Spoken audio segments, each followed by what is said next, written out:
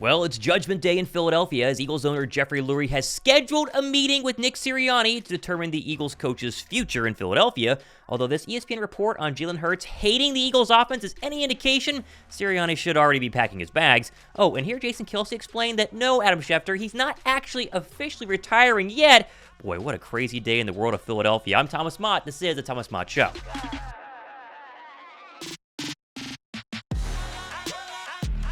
Okay, so remember how Adam Schefter reported that Jason Kelce told teammates in his locker room he's retiring from the NFL, and everyone went to Twitter and wished the big guy a happy retirement just yesterday?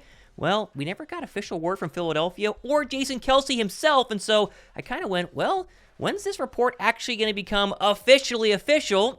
Jason Kelce, he did a fresh episode of New Heights this morning and basically said he wasn't sure if he was going to retire or not. Nick kind of gave me an opportunity to talk. I didn't announce what I was doing on purpose, despite, I guess, what's been leaked to the media. I just don't think you're in a position after a game like that to really make that decision. I just don't. There's too much emotion in the moment to really fully grasp that decision. I'm not trying to be dramatic and continue to draw this thing out. I'm really not. It's just something that I think, when it's time to officially announce, what's happening in the future, it'll be done in a way that's, definitive and pays respect to a lot of people and individuals that have meant a lot to me and has led to the career I've had. I don't think that it would be respectful or even accurate to be able to do that right after a game like that. Yeah. But I did address the team and pretty much said the same thing that I just said to you, which is, I got belief in every single one of you guys, cherish the moment you have in this league. A lot of guys like, if that is your last game, I feel sorry for you. And I'm like, don't feel sorry for me, motherfucker. I've had a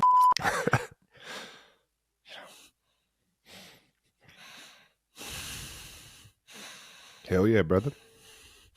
Hell yeah, man. All right, Shefty, so you jumped the gun just a little bit here, and not a good look overall, but still, probably a 99% possibility Kelce doesn't retire, but don't you wish Adam Schefter would have just waited a little bit here, not tried to get the scoop as quickly as possible? That way Kelce could go out on his own terms, make his own announcement whenever he was ready. I mean, the Eagles were fresh off of an embarrassing playoff loss to the Bucs. Kelce doesn't want to just immediately take the spotlight and go, oh, guess what? I'm gone. He probably wants to wait a little bit and then announce it on his own terms. Still, though, if, and again, it's most likely for sure, this is it for the big guy, what a career, what a legend. Any interest in coming back on the staff and maybe helping coach what's a really good roster but filled with bad coaches right now? Now, of course, speaking of coaches, I mentioned earlier, it's called Judgment Day today, and in my mind, this is going to be the day where everything happens because this afternoon, we'll get the final word on who is staying and who is going. Most likely, there's always changes, but this horrific coaching staff could be gone in the blink of an eye, as Jeff McClain, reporter of the Inquirer, revealed earlier, saying, quote, Head Coach Nick Sirianni will meet with his players,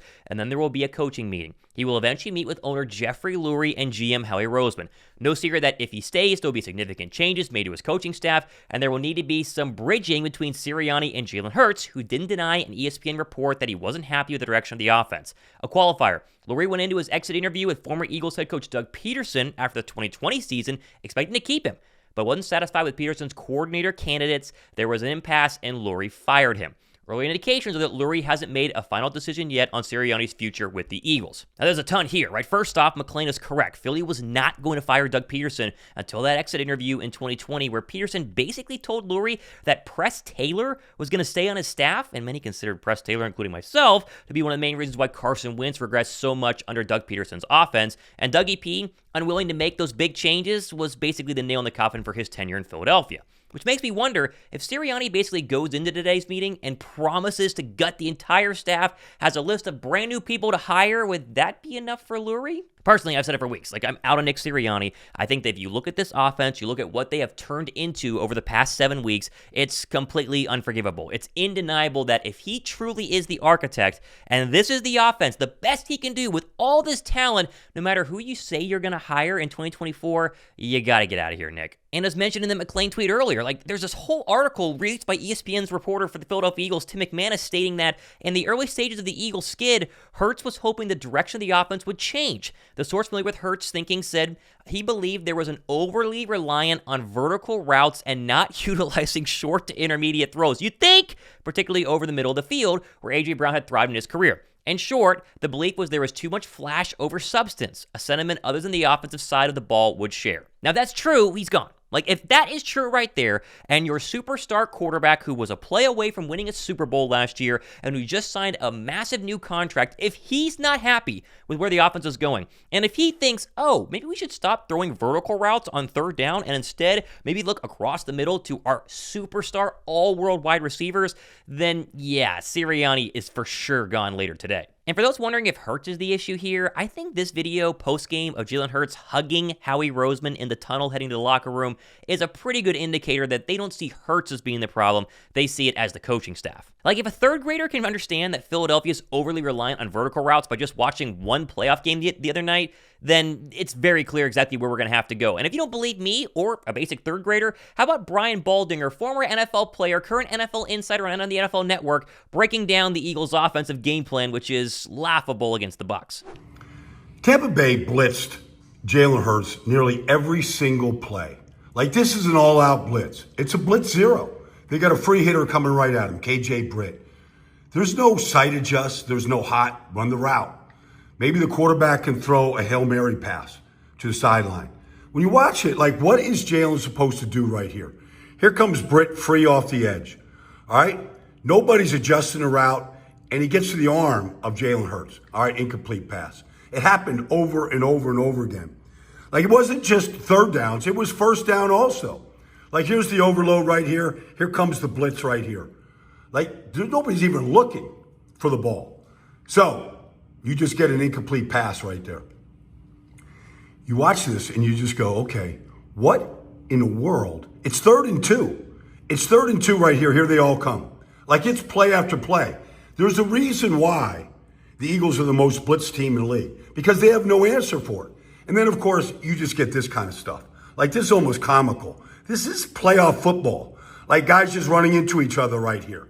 You got Jurgens downfield. Like, it's just ugly looking. Like, well, I don't know what that's supposed to be, but I don't know if you practice like that. Like, they're showing you it's man-to-man with the blitzes all game long. Like, is there any answer for this stuff? Like, look at this. Okay, let's just match up right here, and maybe we'll get one to Devontae. He'll just make a sensational play, can't get the feet in bounds. It was over and over and over again. Here it comes. Another free hitter coming right at the quarterback. I don't know. Is this looks like a good percentage throw right here? It's one of the worst offenses I've ever seen. And this is the worst part right here. Now your quarterback doesn't trust the protection. You've got no answers for it. And so what does he do? He drops his eyes. Now he's reading the rush. Once the quarterback reads the rush, it's over. It's all over. And it's just a train wreck. Now, time will tell. I mean, sure, maybe Sirianni can save his job. There's a lot of people in the media who think that he actually will be able to. I am not one of them. However, if something were to happen, it's going to happen this week, maybe this afternoon. So turn on the notification bell down below and hit subscribe, because this channel will be the very first channel live for any bit of news we get regarding Sirianni and the coaching staff. That's my guarantee to you. We've proven that the entire offseason. If you've not subbed yet, now's your chance to go ahead and do so. Now, of course, one person who will for sure be gone is Matt Patricia, as Adam Schefter confirmed this morning on 97.5 The Fanatic that significant changes, shocker, are coming to the Birds defense. I think we all know that there's going to be significant changes on the defensive side of football. Zero secret, zero breaking news there, right? They're going to address that again. I think we all can look at what we saw this year, see what unfolded, and expect that there's going to be defensive changes, period. The offensive side of the football, to me, becomes a little bit more complicated, because I do think that Brian Johnson is a widely respected figure, and it could have just been that there were things he had to learn in his first year, and you have to see how the players feel and how the owner feels and how the front office feels and the coaches feel, depending on the coach. There's just so many variables to it. Drop a like down below if you guys are ready for change. Like, if you're ready to see at least Matt Patricia and Brian Johnson gone, and possibly Nick Sirianni as well, give this show a thumbs up. Let's get 1,000 likes. I think we can find 1,000 people watching today's show who would agree the coaching staff has got to change. I'm going to watch that like count and read the comments. Your chance to go ahead and do so right now. There's a ton more stuff I wanted to cover in today's show, but there's so many more things to go ahead and get into. I'm going to save that for tomorrow's show, so be ready for that one. But again, if we get the Sirianni news today, this is where we're going to break it all down, and honestly, I can't wait. Like, the offseason is here, and the offseason is always less exciting than actual football games on an actual football field, but in the NFL, it's nonstop 24/7, 365, and if you thought this channel was going to slow down with the offseason being here, it's only going to speed up with all the news and rumors and game-breaking stuff happening for Philadelphia. That's my promise to you. I can't wait. I'm Thomas Mott. This has been The Thomas Mott Show.